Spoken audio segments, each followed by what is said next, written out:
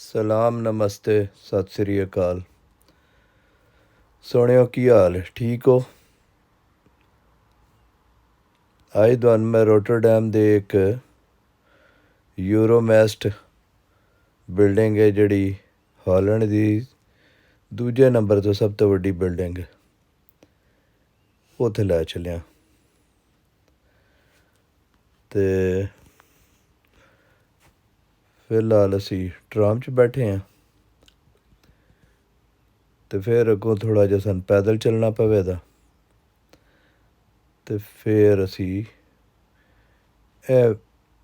ਆਦਨ ਜੀ pencil building, ਇਹਦੀ ਸ਼ਕਲ ਵੇਖੋ ਨਾ ਜੀ, ਦੂਰੋਂ ਇਹ ਲੱਗਦਾ ਜਿਵੇਂ ਘੜੀ ਪੈਨਸਲ ਹੈ ਅਤੇ ਬੜੀ ਸੋਹਣੀ ਹੈ।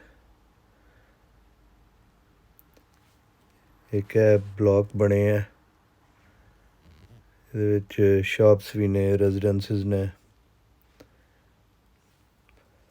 ਹਾਲੈਂਡ ਬੜਾ ਤਰੱਕੀ ਯਾਫਤਾ ਮੁਲਕ ਹੈ ਅਤੇ ਬੜਾ ਖੂਬਸੂਰਤ ਹੈ।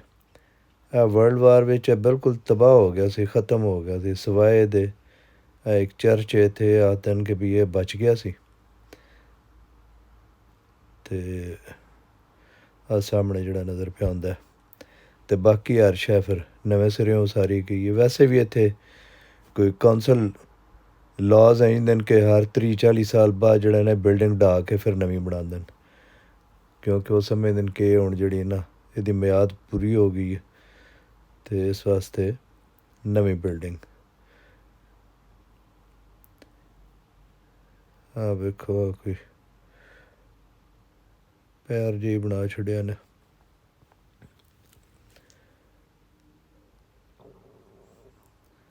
ਇਹ ਜਿਵੇਂ ਸਾਡੇ ਹੁੰਦਾ ਨਾ ਜੀ, ਮਸੀਤ ਬਚ ਗਈ ਅਤੇ ਕੁਰਾਨ ਬਚ ਗਿਆ, ਇੰਡੀਆ ਦੇ ਨੇ ਚਰਚ ਬਚ ਗਿਆ। ਜੰਗ ਹੋਈ, ਅਰਸ਼ਾ ਬਰਬਾਦ ਹੋ ਗਈ ਅਤੇ ਇਹ ਬਚ ਗਿਆ, ਮੌਜਜ਼ਾ। ਅਤੇ ਇੱਥੇ ਲੈਂਡ ਥੋੜ੍ਹੀ ਹੈ ਅਤੇ ਪਾਣੀ ਬਾਹਲਾ ਹੈ।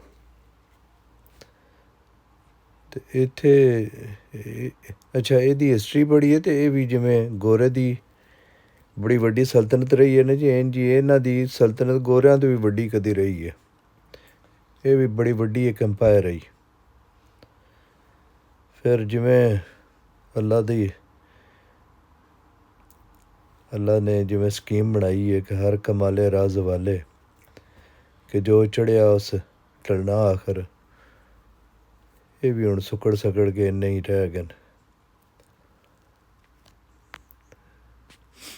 ਅਰੂਜੋ ਜ਼ਵਾਲ ਜਿਹੜਾ ਨਾ ਜੀ, ਇਹ ਇਨਸਾਨਾਂ 'ਤੇ, ਕਬੀਲਿਆਂ 'ਤੇ, ਕੌਮਾਂ 'ਤੇ, ਮੁਲਕਾਂ 'ਤੇ ਇੰਝ ਹੀ ਕਦੀ ਭਾਂਡੇ ਭਰ ਜਾਂਦੇ ਨੇ ਅਤੇ ਕਦੀ ਖ਼ਤਮ ਹੋ ਜਾਂਦੇ ਨੇ। ਆਹ ਵੇਖੋ ਇੰਨਾ ਬੜਾ ਵੱਡਾ ਇੱਕ ਪਹਿਲਾ ਬਣਾ ਛੱਡਿਆ ਨੇ ਇੱਥੇ, ਅਤੇ ਸਾਫ ਸੁਥਰਾ ਬਹੁਤ ਹੈ, ਬਹੁਤ ਹੀ ਸਾਫ ਸੁਥਰਾ। ਅਤੇ ਹੁਣ ਅਸੀਂ ਇਸ ਬਿਲਡਿੰਗ ਤੁਹਾਨੂੰ ਲੈ ਜਾਣਾ ਜੀ, ਇਹ ਜਿਹੜੀ ਪੇ ਵੇਖਦੇ ਹੋ ਨਾ, ਇਹ ਹੈ ਯੂਰੋਮੈਸਟ ਇਹਦਾ ਨਾਂ ਹੈ। ਇਹਦੇ ਵਿੱਚ ਇੱਕ ਰੈਸਟੋਰੈਂਟ ਬਣੇ ਹੈ ਅਤੇ ਇਹ ਕੋਈ 19 ਲੱਖ kg ਜਿਹੜਾ ਨਾ ਜੀ, ਉਹਦਾ ਕੰਕਰੀਟ ਦਾ ਇਹਦਾ ਬੇਸ ਬਣੇ ਹੈ। ਜਿਹੜਾ ਇਹਦਾ ਗ੍ਰੈਵਿਟੀ ਸੈਂਟਰ ਹੈ ਨਾ ਜੀ, ਉਹ ਇੰਨਾ ਵਜ਼ਨ ਇਹਦੇ ਥੱਲੇ, ਅਤੇ ਉੱਤੇ ਫਿਰ ਇਹ ਕਾਫੀ ਉੱਚਾ ਜਾਂਦਾ ਹੈ। ਅਤੇ ਉਹ ਇਹ ਜਿਹੜਾ ਨਾ ਹੁਣ ਇਹ ਉੱਤੇ ਜਾਂਦਾ ਪਿਆ, ਇਹਦੇ ਵਿੱਚ ਬਹਿ ਗਿਆ ਨਾ ਜੀ, ਅਤੇ ਇਹ ਸਫ਼ਰ ਕਰਕੇ ਅਤੇ ਉੱਤੇ ਉਹ ਪਿਲਰ ਦੇ ਉੱਤੇ ਚੜ੍ਹਦਾ ਜਾਂਦਾ। ਅਤੇ ਇਹਦੀਆਂ ਲਾਈਟਾਂ ਦਾ ਵੀ ਬੜਾ ਨਜ਼ਾਰਾ। ਇਹ ਫਿਰ ਜਦੋਂ ਉੱਤੇ ਜਾ ਕੇ ਟਾਪ 'ਤੇ ਫਿਰ ਸਾਨੂੰ ਇਹ ਬਾਹਰ ਦਿਸਣਾ ਸ਼ੁਰੂ ਕਰੇਗਾ ਕਿ ਉੱਥੇ ਤਕਰੀਬਨ ਸਾਰੇ ਸ਼ਹਿਰ ਦੀ ਜਿਹੜਾ ਨਾ ਉੱਤੋਂ ਵਿਊ ਸਾਨੂੰ ਨਜ਼ਰ ਆਵੇਗਾ।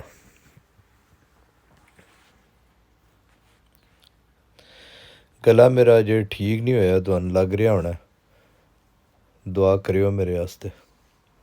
ਅੱਲਾਹ ਤਾਲਾ ਤੁਹਾਨੂੰ ਆਪਣੀ ਆਫੀਅਤ ਖਾਸ ਵਿੱਚ ਰੱਖੇ, ਅੱਲਾਹ ਤਾਲਾ ਸਭ ਨੂੰ ਸਿਹਤ, ਜ਼ਿੰਦਗੀ ਔਰ ਤੰਦਰੁਸਤੀ ਦੇ। ਤੰਦਰੁਸਤੀ ਦੇ ਬਗੈਰ ਜ਼ਿੰਦਗੀ ਕੋਈ ਨਹੀਂ ਜੇ।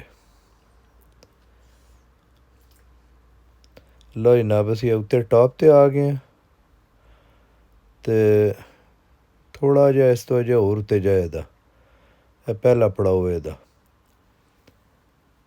ਅਤੇ ਇਹ ਜਨਾਬ ਵੇਖ ਲਓ ਇੱਥੋਂ ਇਹਦਾ ਵਿਊ। ਜਿਉਂ ਬੰਦਾ ਬੁਲੰਦੀ 'ਤੇ ਜਾਂਦਾ ਹੈ ਨਾ ਜੀ, ਅਤੇ ਉਹਨੂੰ ਦੂਰ ਦੂਰ ਤੱਕ ਦੀਆਂ ਚੀਜ਼ਾਂ ਵਾਜ਼ਹ ਨਜ਼ਰ ਆਉਣ ਲੱਗ ਪੈਂਦੀਆਂ।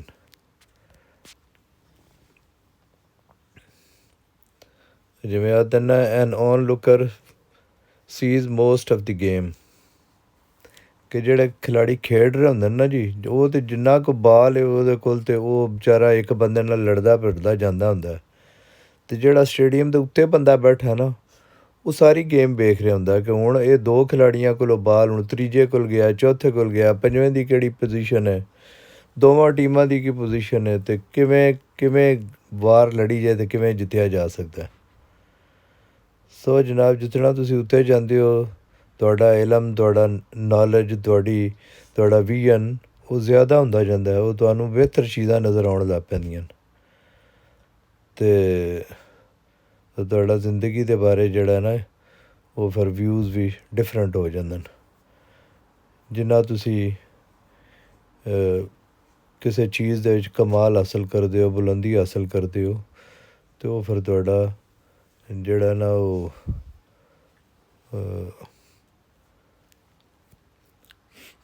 ਤੁਹਾਡਾ ਨੁਕਤਾ ਨਜ਼ਰ ਵੀ ਓਨਾ ਹੀ ਜਿਹੜਾ ਨਾ ਉਹ ਬਾਲਗ ਹੁੰਦਾ ਜਾਂਦਾ, ਕਿਉਂਕਿ ਤੁਹਾਨੂੰ ਸਾਰੀਆਂ ਚੀਜ਼ਾਂ ਨਜ਼ਰ ਆਉਣ ਲੱਗ ਪੈਂਦੀਆਂ।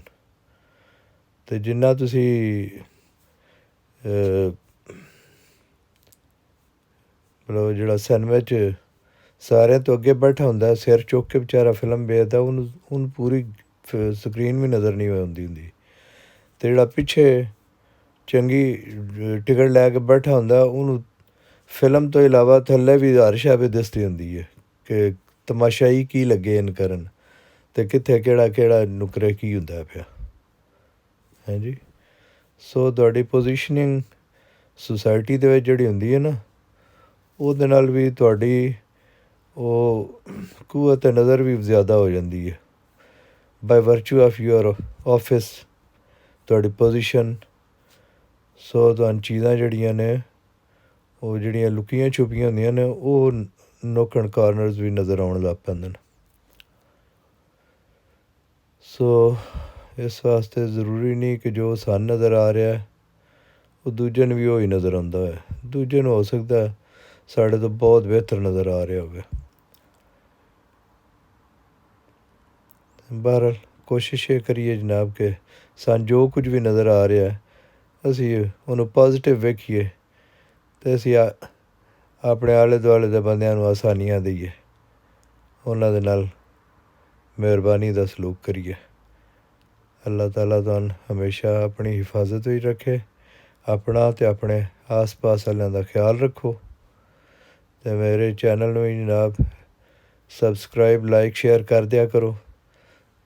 ਬਹੁਤ ਸ਼ੁਕਰੀਆ। ਸਲਾਮਤ ਰਵੋ। ਰੱਬ ਰਾਖਾ।